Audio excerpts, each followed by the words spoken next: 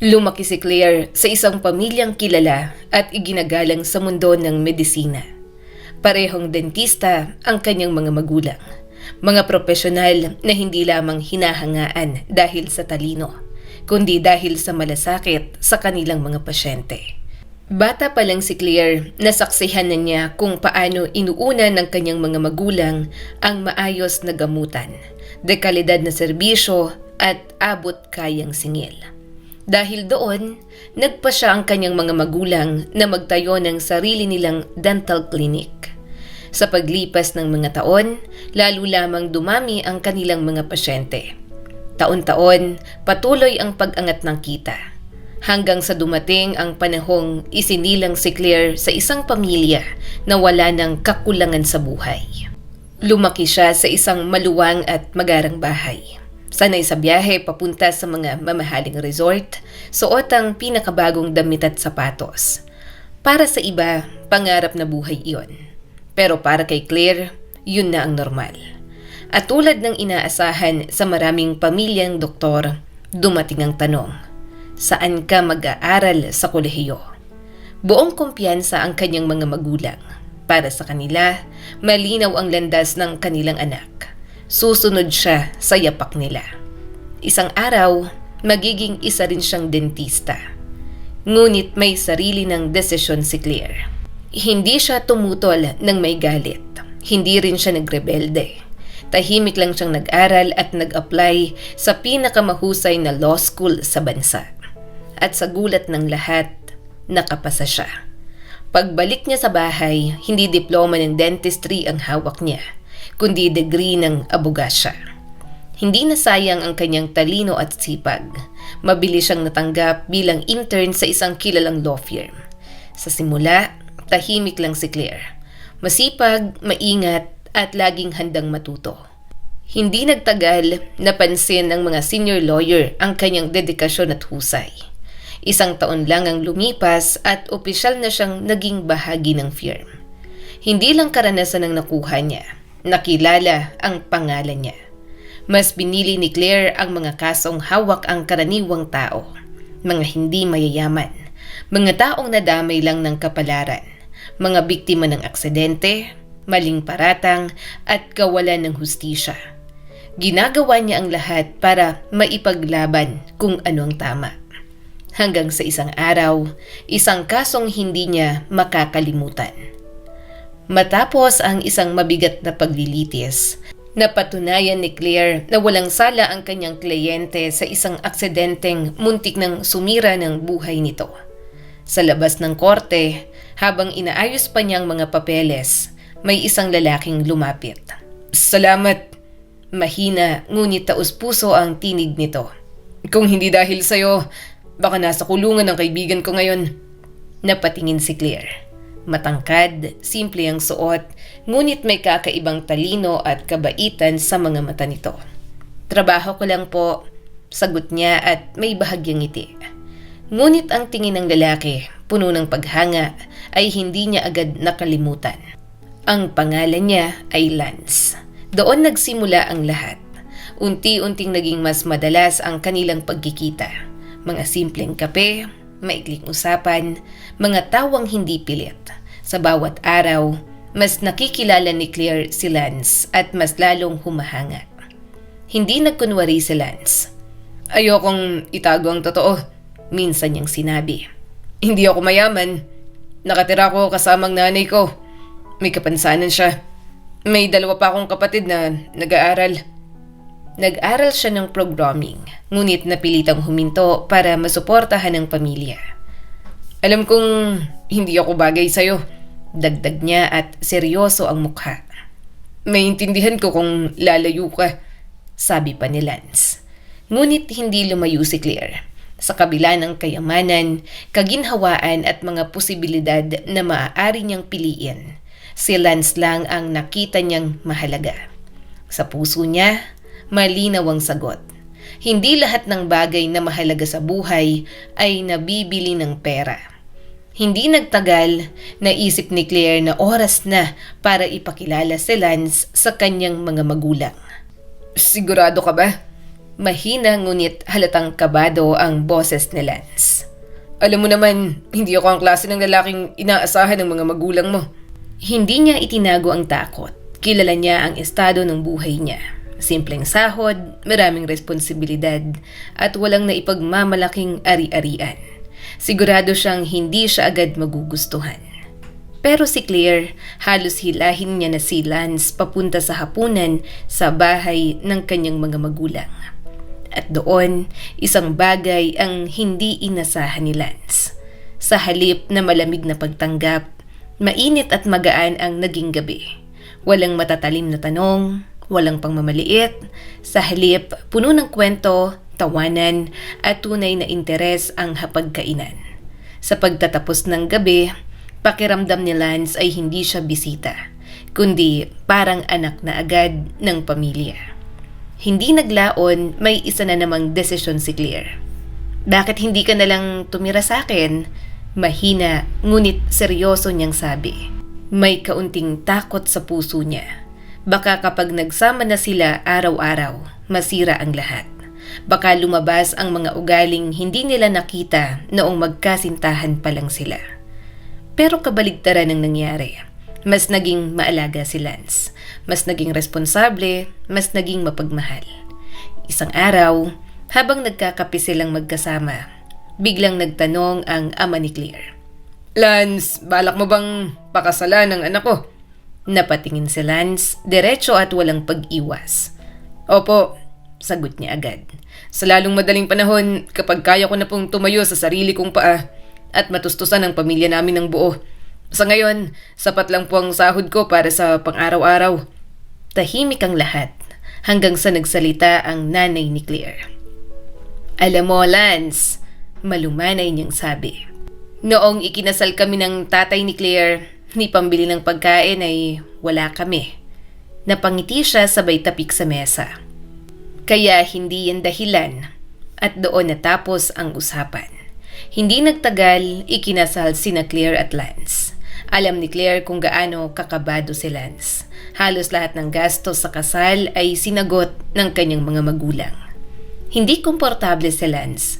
Pakiramdam niya may kulang sa kanyang pagiging lalaki. Pero malinaw ang sinabi ng ama ni Claire. Mahal namin ang anak namin at mahal mo rin siya. Kaya karapat-dapat ang kasal na ito sa pinakamagandang pagdiriwang. Gusto ni Lance na siyang pangunahing haligi ng pamilya. Masipag, walang reklamo, laging naghahanap ng paraan para umangat. At si Claire, palagi siyang humahanga sa katangiang yon. Ang lalaking lumaki ng walang ama, napapaligiran ng kababaihan, ay kumikilos na parang isang tunay na haligi ng tahanan.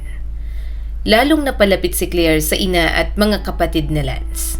Tahimik niyang tinulungan ang mga ito. Damit, sapatos, maliliit na regalo. Ate Claire, wag na po, hindi na, sabi ng mga kapatid ni Lance noong una. Pero marunong magsalita si Claire, marunong magmahal. Alam ni Lance ang lahat. At kahit may kaunting kirot sa pride, ngiti na lang ang pinili niya. Dahil sa tuwa ng kanyang mga kapatid. Ngunit may isang bagay lang ang hindi kailanman nagbago. Ayaw tumanggap ng anuman ng ina ni Lance. Hindi na iha, madalas niyang sabi. Sapat na ang lahat ng ginagawa mo para sa amin. Basta tandaan mo, mahal ka ni Lance at pinahahalagahan ka niya. Mas lalo pang nagsumikap si Lance. Mas mahabang oras sa trabaho, mas maraming proyekto, mas maraming pagod. Ngunit kahit ano ang kanyang gawin, napagtanto niyang napakalayo pa rin ang sahod niya sa kinikita ni Claire. At doon, unti-unting nagsimulang mabuo ang isang katahimikang puno ng tanong. Paulit-ulit na sinasabi ni Claire kay Lance na hindi pera ang sukatan ng kanilang kaligayahan. Masaya ako, lagi niyang paalala. May sapat tayo at higit pa roon ay magkasama tayo. Pero kahit anong lambing at katiyakan ang ibigay ni Claire, hindi pa rin mapanatag si Lance. May kung anong bumabagabag sa kanyang isip. Isang tinig na paulit-ulit bumubulong na hindi pa rin siya sapat. Unti-unti, mas dumadalas ang pag-uwi niya ng gabi. Minsan, pati weekend ay ginugugol niya na rin sa trabaho. Kapag tinatanong siya ni Claire kung pagod ba siya, ngiti lang ang kanyang isinasagot. Ngiting pilit, ngiti na may itinatagong bigat. Isang gabi, habang tahimik silang kumakain, biglang nagsalita si Lance. Claire, naisip kong magtayo ng sarili kong negosyo. Nagulat man, hindi tumutol si Claire. Sa halip, pinakinggan niya ang bawat detalye. Ang plano, ang pangarap, ang pag-asang iyon na matagal nang kinikimkim ni Lance.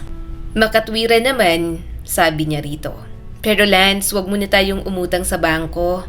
Matagal ang naging usapan. Ilang gabi ng pagpapaliwanag, pag-aalala at tahimik na pagdarasal. Hanggang sa pumayag si Lance, hihiram na lang sa mga magulang ni Claire. At gaya ng inaasahan, masayang sinuportahan ng kanyang mga biyanan ang kanilang manugang. Walang tanong, walang pag-aalinlangan, buong halaga agad ang ibinigay. Buong buo ang loob ni Lance. Isinubsob niya ang sarili sa negosyo. Halos hindi na umuuwi. Laging pagod pero puno ng determinasyon. Ngunit makalipas lamang ang 2 buwan, gumuho ang lahat. Nalaman niyang niloko siya ng kanyang mga assistant. Sinamantala ang kanyang kakulangan sa karanasan at labis na pagtitiwala. Tinangay ang pera, iniwan siyang walang-wala. Nalugi si Lance. Matagal bago siya nakabangon. Kung matatawag mang pagbangon ang nangyari. Bumalik siya sa iba't ibang sideline. Kung anong trabaho ang meron, kinakapitan niya. Halos hindi na siya nagsasalita. Kapag gabi, mahigpit lang niyang niyayakap si Claire. Parang doon lang niya na ilalabas ang bigat na hindi niya masabi. Nang malaman ng mga magulang ni Claire ang nangyari, hindi sila nagalit. Sa halip, pinatatag nila ang loob ni Lance. Huminto ka muna, payo ng ama ni Claire. Mag-isip, maghanap ng ibang oportunidad at nandito lang naman kami. Nangako rin silang tutulong kung kakailanganin. Pero si Lance, hindi siya huminto. Patuloy ang paghahanap, patuloy ang trabaho, hanggang sa sukdulan ng pagod. Minsan, napapatingin si Claire sa kanyang asawa at bigla siyang kinakabahan. Maputla, payat, parang laging may pasan na hindi nakikita. Kinakain si Lance ng guilt. Pakiramdam niya, bigo siyang asawa. Hindi niya naibigay kay Claire ang buhay na sa tingin niya ay nararapat dito. Unti-unti nawala ang mga usapan. Mas lalong nawala ang mga lakad. Wala ng dalaw sa kaibigan, wala ng sine, wala ng teatro. Hindi na binanggit ni Claire ang mga yon. Ang inuna niya, masigurong nakakakain si Lance. Makatulog man lang siya ng maayos. Napansin na rin ito ng kanyang mga magulang. Ipacheck mo na si Lance, payo ng kanyang ina at may halong pag-aalala. Pero mariing tumanggi si Lance. Ayos lang ako, sagot niya. Kapag nagsimula ng susunod kong negosyo, babalik din sa dati ang lahat. Ngunit sa likod ng kanyang mga salita, may isang tanong na patuloy na bumabagabag. Hanggang kailan niya kakayanin? At hanggang saan aabot ang pagmamahal kapag ang isang tao ay unti-unting nauubos? Isang gabi, muling nag-alok ang ama ni Claire. Lance, mahinahon niyang sabi. Kung kailangan mo ng puhunan para sa pag-develop ng susunod mong plano, kunin mo muna. Ayusin mo muna ang sarili mo. Ngunit sa pagkakataong yon, matigas na tumanggi si Lance. Hindi ho, sagot niya. Diretso at walang pag-aalinlangan. Hindi ko pa nga nababayaran ng nauna. Ayokong magdagdag pa. Tahimik ang lahat. Nang sila na lang ni Claire ang natira, doon pumutok ang matagal ng naiipong galit at sakit. Tama na! Biglang taas ng boses ni Lance. Unang beses na narinig yun ni Claire. Hindi na ako tatanggap ng kahit anong pera mula sa mga magulang mo. Wala na akong respeto sa sarili ko. At pakiramdam ko, ikaw, Claire, minamaliit mo na ako. Napakatalim ng kanyang mga salita. Napaatras si Claire at parang sinampal ng hangin. Mula noon, tuluyan ng nagsara si Lance. Umuuwi na lang siya para matulog. Tumigil na rin siya sa pagbisita sa kanyang ina at mga kapatid. Naguguluhan sila, gaya ni Claire.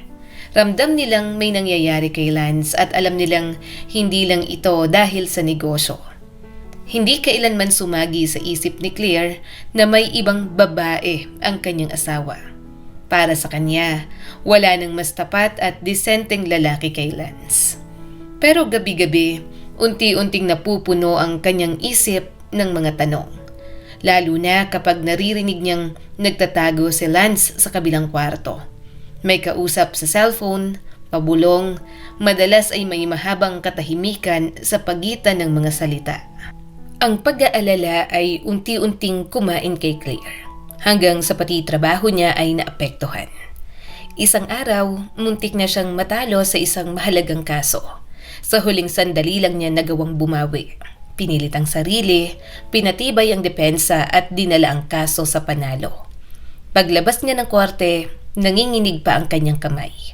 Sapat na, diretso siyang umuwi.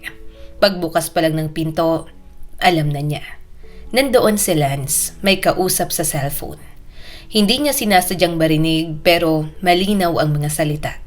Hindi na, sabi ni Lance, mababa at pagod ang tin. Salamat sa lahat ng ginawa niyo para sa akin pero wala akong pagkakataon para dyan sa ngayon. May katahimikan, pagkatapos, paalam. Nang marinig yun ni Claire, may malamig na dumaloy sa kanyang katawan. Hindi na siya nag-isip, bigla siyang pumasok sa kwarto. Lance! Sigaw niya at halos maiyak. Sabihin mo na sa akin ang totoo. Anong nangyayari sa'yo? Napatingin si Lance sa kanya. Mata niyang puno ng pagod, takot, at isang bagay na matagal niyang itinago. At doon, sa wakas ay bumigay siya. Matapos ang una niyang pagkabigo sa negosyo, nakaramdam si Lance ng matinding sakit ng ulo. Isang sakit na hindi ordinaryo. Ngunit hindi niya sinabi kanino man. Hindi kay Claire, hindi sa kanyang ina, hindi sa mga kapatid. Tahimik siyang nagpunta sa ospital ng mag-isa. At doon niya narinig ang mga salitang sumira sa mundo niya. Mayroon siyang tumor sa utak. Nanlumo si Claire. Ang katotohanan ito, mas masakit pa sa anumang hinala. At sa sandaling yon, pareho nilang naunawaan ang tunay na laban. Ngayon pa lang magsisimula. Matapos ang masakit na pag-amin, ipinaliwanag ng doktor ang kalagayan ni Lance. May iniresetang supportive treatment, mga gamot para sa pansamantala na mapigilan ang paglala ng tumor. Pero malinaw ang babala. Kailangan niya ng agarang operasyon. Isang operasyon na napakamahal at ang insurance hindi sasagutin ang lahat. Alam na alam ni Lance ang kahihinatnan kung hindi siya magpapa-opera. Hindi siya mangmang at hindi rin siya nagbubulag-bulagan. Ngunit pinili pa rin niyang uminom lang ng gamot at ipagpaliban ng operasyon. Bakit? Dahil gusto muna niyang makapagtayo ng negosyo. Isang maiiwan niya kay Claire, isang maipapamana niya sa kanyang ina at mga kapatid, kung sakaling hindi maganda ang mangyari. Pero ngayon, malinaw na ang sabi ng doktor. Hindi na sila pwedeng maghintay. Nanginginig si Claire sa hagulgol, hindi niya mapigilan ang sarili. Nanginginig ang buo niyang katawan sa takot, sa galit at sakit. Bigla siyang tumayo. Magbihis ka. Ngayon na. Sigaw niya, basang-basa ng luha ang mga mata.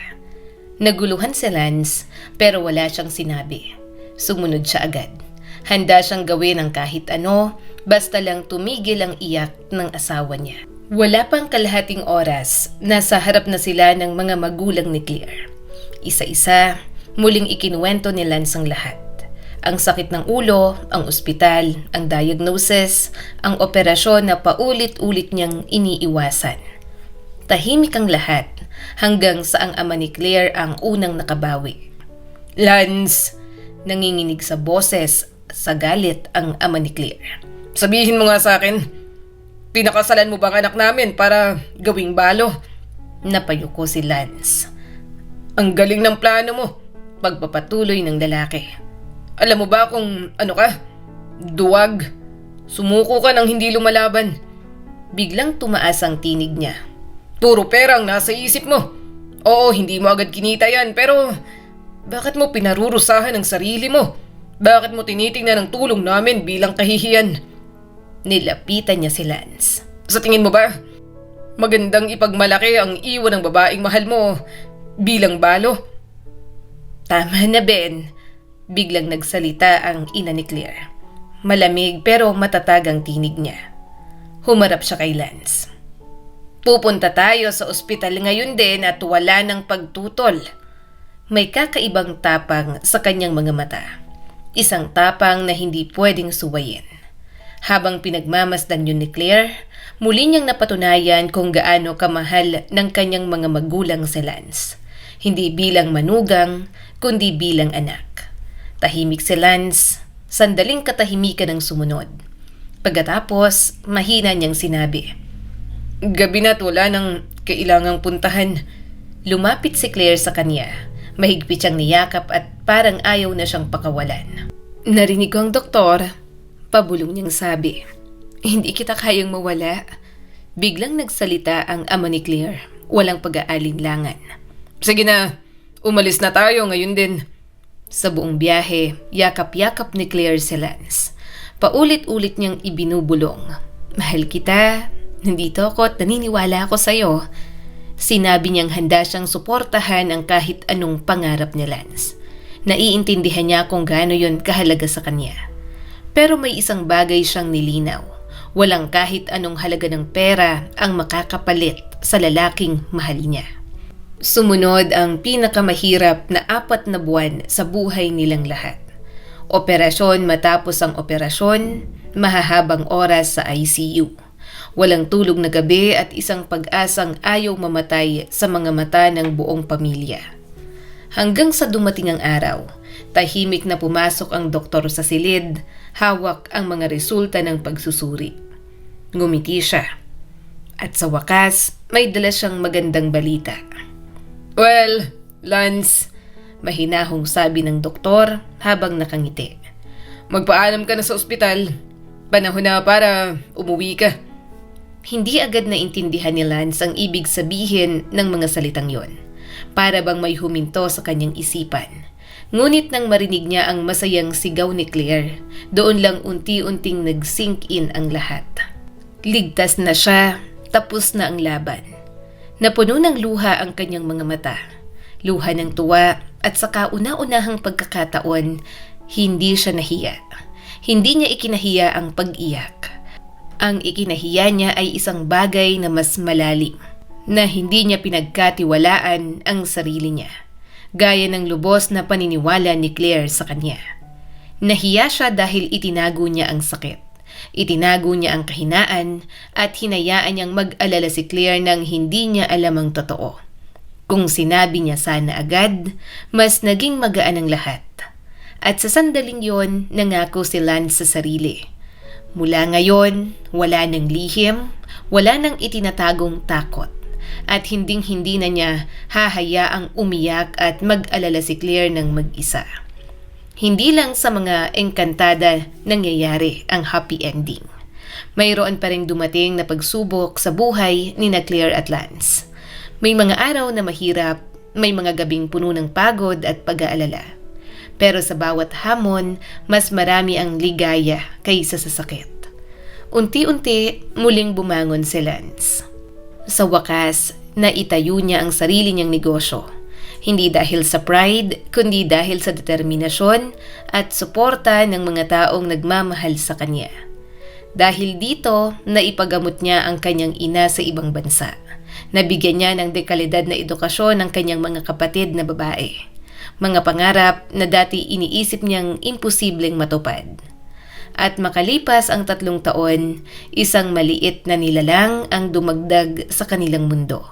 Isang munting batang babae na kamukhang kamukha ni Claire. Sa bawat ngiti ng bata, sa bawat yakap ng kanilang anak, doon nila tunay na naramdaman, kumpleto na sila. Masaya, buo at matatag. At walang kahit anong pagsubok sa mundo ang kayang bumago pa roon. Lumipas ang mga taon at sa bawat pag-ikot ng panahon, mas lalong tumibay ang pagsasama ni Claire at Lance. Hindi naging perpekto ang kanilang buhay. May mga araw na napapagod, may mga gabing tahimik na puno ng pag-iisip. Ngunit sa bawat hamon, natutunan nilang mag-usap, magtiwala at higit sa lahat, huwag nang magtago pa ng lihim. Si Lance ay hindi na ang lalaking tinutulak ng hiya at takot.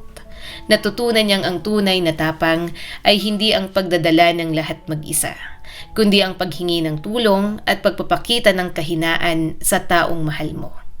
Si Claire naman ay nanatiling matatag, hindi bilang isang babaeng umaasa, kundi bilang isang asawang marunong umunawa at magmahal ng walang kondisyon. Lumaki ang kanilang anak na babae sa isang tahanang puno ng yakap, tawa at katotohanan. Isang tahanang hindi perpekto, ngunit totoo. At sa tuwing naiisip ni Lance ang mga panahong halos sumuko siya, palagi niyang sinasabi sa sarili, "Kung hindi ako lumaban nun, hindi ko sana nakita ang buhay na meron ako ngayon." Ang kwento ni na Claire at Lance ay patunay na ang pag-ibig ay hindi laging madali. Ngunit kapag piniling mong ipaglaban ito, nagiging tahanan ito. Isang tahanang hindi kayang gibain ng kahit anong unos. At doon nagtatapos ang kanilang kwento. Hindi sa sakit, kundi sa pag-asa. Laging tatandaan, ang tunay na lakas ng isang relasyon ay hindi nasusukat sa pera, tagumpay o pride, kundi sa katapatan, tiwala at pagmamahal na handang lumaban hanggang dulo. Muli, ako po si Skylar Guro at sana may bago na naman kayong natutunan sa kwento natin ngayon. Maraming salamat po.